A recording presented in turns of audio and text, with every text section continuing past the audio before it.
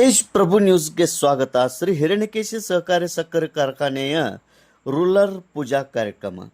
ಶ್ರೀ ಹಿರಣ್ಯಕೇಶಿ ಸಹಕಾರಿ ಸಕ್ಕರೆ ಕಾರ್ಖಾನೆಯ ಸನ್ 2026-27ನೇ ಸಾಲಿನ 67ನೇ ಕಬ್ಬು ಅರಿಯುವ ಹಂಗಾಮಿನ ಪೂರ್ವ ಸಿದ್ಧತೆಗಾಗಿ ಯಾಂತ್ರಿಕ ವಿಭಾಗದಲ್ಲಿ ರೂರಲ್ ಪೂಜೆ ಸಮಾರಂಭವನ್ನು ಶುಕ್ರವಾರ ದಿನಾಂಕ 15 ಮೇ 2026ರಂದು ಮುಂಜಾನೆ 9 ಗಂಟೆಯ ಶುಭ ಮುಹೂರ್ತದಲ್ಲಿ ಗೋಡಗೇರಿಯ ಶ್ರೀ ಗಜಲಿಂಗೇಶ್ವರ ದೇವಸ್ಥಾನದ ಪೂಜಾರಿಗಳಾದ ಶ್ರೀ ಶ್ರೀಕಾಂತ್ ಮರಲಿಂಗಪ್ಪ ಪೂಜಾರಿ ಅವರ ಸಾನ್ನಿಧ್ಯದಲ್ಲಿ ಕಾರ್ಖಾನೆಯ ಚೇರ್ಮನರಾದ ಶ್ರೀ ಬಸವರಾಜ್ ಕಲ್ಲಟ್ಟಿ ಅವರ ಹಸ್ತದಿಂದ ನೆರವೇರಿಸಲಾಯಿತು.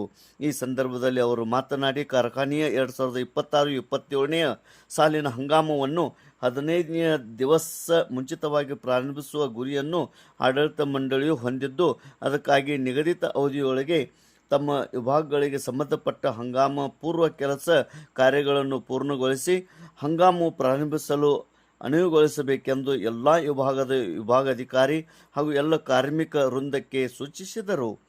ಅದೇ ರೀತಿ ಬರುವ ಹಂಗಾಮಿನಲ್ಲಿ 10 ಲಕ್ಷ ಮೆಗಾಟನ್ಗಿಂತ ಹೆಚ್ಚು ಪ್ರಮಾಣದಲ್ಲಿ ಕಬ್ಬು ನಿಲ್ಲಿಸುವ ಗುರಿಯನ್ನು ಹೊಂದಿದ್ದು, ಇದಕ್ಕಾಗಿ ಯಾವುದೇ ರೀತಿಯ ತೊಂದರೆಯಾಗದಂತೆ ಕಾರ್ಖಾನೆಯ 2 ಬಾಯ್ಲರ್ ಮತ್ತು ಇತರ ಯಂತ್ರೋಪಕರಣಗಳನ್ನು ಸುಸಜ್ಜಿತಗೊಳಿಸುವ ಕೆಲಸ ಭರದಿಂದ ಸಾಗಿರುವುದಾಗಿ ತಿಳಿಸಿದರು.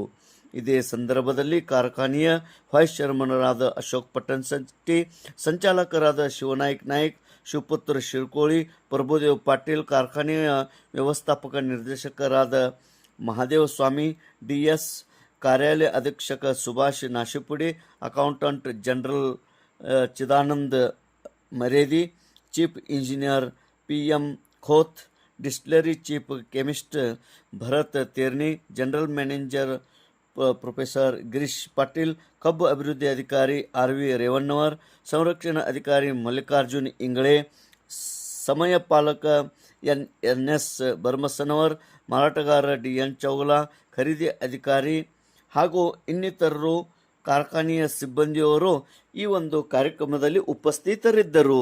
ತೇಜ್ ಪ್ರಭು ನ್ಯೂಸ್, ಸಂಕೇಶ್ವರ್.